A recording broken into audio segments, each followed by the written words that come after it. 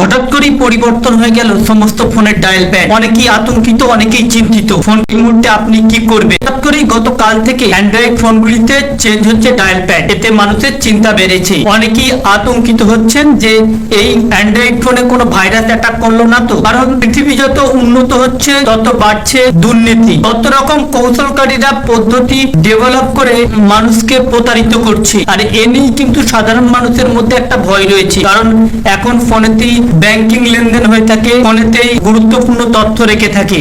এমন হঠাৎ পরিবর্তন হলে সাধারণ মানুষের মধ্যে অটোমেটিক্যালি একটা চিন্তা চলেই আসবে, তার ফোনকে অজান্তে অজ্ঞাতে কেউ অ্যাটাক করলো না তো, বা হ্যাক করলো না তো, বা ক্লোন করলো না তো। আর এই ডায়াল প্যাড পরিবর্তন হতেই এমন চিন্তা বেড়েছে সাধারণ মানুষের মধ্যেই। তবে এই ডায়াল প্যাডটি নতুন যে ডায়াল প্যাড এসেছে সেখানে এই রূপটি দেখাচ্ছে। এখানে দেখুন পূর্বের তুলনায় সম্পূর্ণ পরিবর্তন হয়েছে। এই মুহূর্তে আপনি কি করবেন? এখানে বলা হচ্ছে অনেক সময় অ্যান্ড্রয়েড স্মার্টফোন ব্যবহারকারী হঠাৎই তাদের ফোনের প্যাড বা কালার স্ক্রিন বদলে যেতে দেখছে। গত দুদিন ধরে পরিচিত সবুজ রঙের ডায়াল প্যাডের জায়গায় গুগল ফোন বা অ্যাপের নতুন একটি ইন্টারফেস চলে আসছে, তাতে বিভ্রান্ত হচ্ছে অনেকেই আবার সমস্যা বোধ করছেন। এই পরিবর্তনটি আসলে কোনো ত্রুটির কারণ নয়, বা এই পরিবর্তন যদি আপনার হয়ে থাকে আতঙ্কিত হবার কোনো দরকারই নেই। এটা কোনো ভাইরাস অ্যাটাক করেনি। এটি মূলত গুগল তাদের ডিফল্ট ফোন যে অ্যাপ্লিকেশন রয়েছে, আপনার যে ফোন অ্যাপ্লিকেশনটি রয়েছে সেটি গুগল অটোমেটিক্যালি বা স্বয়ংক্রিয়ভাবে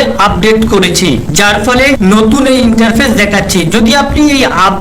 যদি এই আপডেটটিতে আপনার অসুবিধা হয়ে থাকে, তাহলে কিন্তু আপনি নিজে থেকেই আবার পূর্বের অবস্থায় ফিরে যেতে পারেন, অর্থাৎ আগে যে ডায়াল প্যাড ছিল সেই ডায়াল প্যাডটি করতে পারেন। এর জন্য সবার প্রথমে আপনাকে আপনার গুগল যে ফোন রয়েছে বা ফোনের যে লোগোটি রয়েছে ওই ফোনে চাপ দিয়ে থাকতে হবে, তারপরে 3 ডট আসবে। 3 ডট আসার পর দেখবেন যে স্টপ অল আপডেটস রয়েছে, এই স্টপ অল আপডেটস এ ক্লিক করে দিলেই কিন্তু আপনি আবার